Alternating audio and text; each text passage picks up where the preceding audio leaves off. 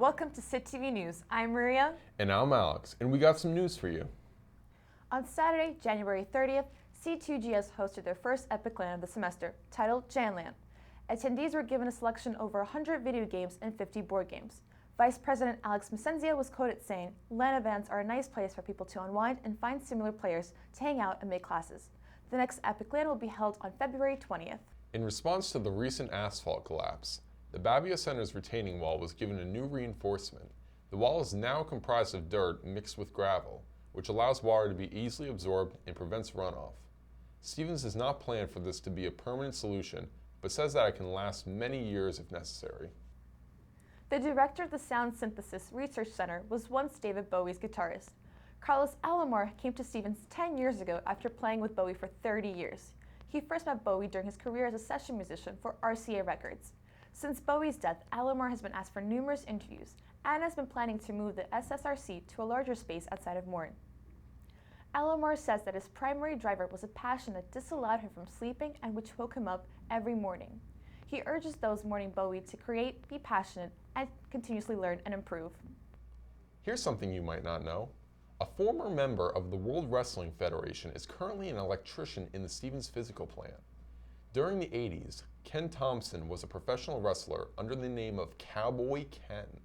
From there, he served on the Stevens Campus Police, worked as a corrections officer in Jersey City, and finally settled in as a campus electrician. Thompson is skilled in martial arts and is part of the Team Right New Jersey USA Hall of Fame.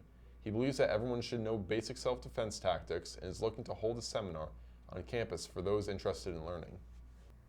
A campus-wide alert was recently sent out to all faculty, staff, and students concerning a collapse in the Walker Gym varsity weight room. Repairs have started immediately and are expected to be completed by February 12th.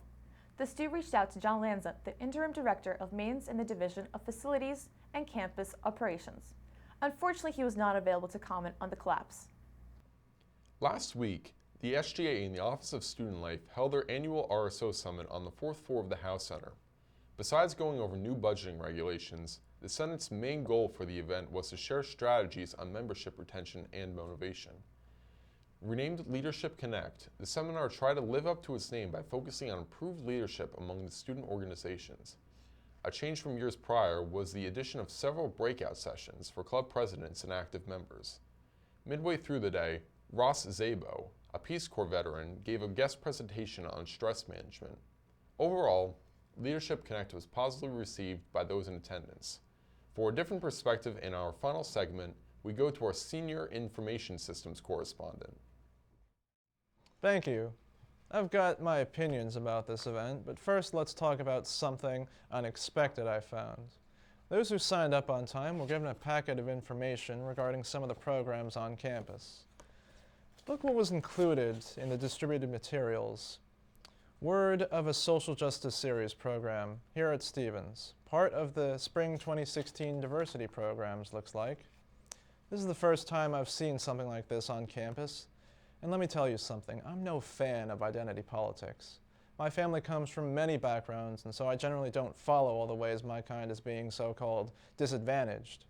As a population of rational individuals, we at Stevens are fortunate that no student-fueled protests have erupted, unlike the liberal arts schools around the country. However, we should remain vigilant so that the lunatics never get a chance to run the asylum. By constantly speaking about advantages or disadvantages certain groups have over one another, we highlight differences, we exacerbate tensions, and we create conflict where there should be none. For the administration watching this, here's my take on this. I'm fine with Stevens having a social justice seminar. I just want to make sure it's executed with care. I'm all for equality, but I don't want to put good intentions behind a movement known for censorship, intimidation, and toxicity. I think you should ask yourselves two questions. One, what does social justice mean to Stevens? And how does it affect the way you run the social justice series? Then, make an announcement to the student body, either through email or video, explaining what the social justice series is, how Stevens will handle it differently from the rest, and how is it beneficial to the community as a whole. You have an action plan.